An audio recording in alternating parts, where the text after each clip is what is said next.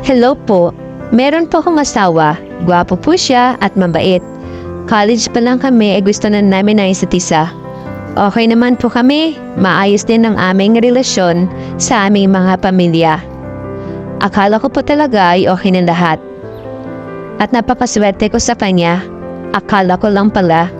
Dahil nung nalaman nga naming buntis ako, ay wanti-wanti ko nang nakita ang pagbabago sa kanya. Malamig na po siya sa akin at parang di ko naramdam ang pagmamahal niya. Bilang babae, alam ko, ramdam ko na may iba. Ramdam kong may iba ang kinahumalingan siya. Malakas ang kutob ko. Alam ko na may babae siya. Pero nagkamali ako. Dahil ang akala kong babae ay lalaki pala.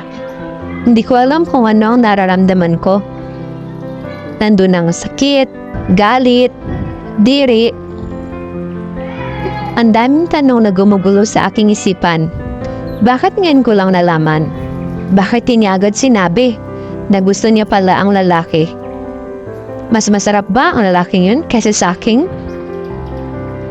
Di ko alam. Bakit ba ako nag-asawa ng bading?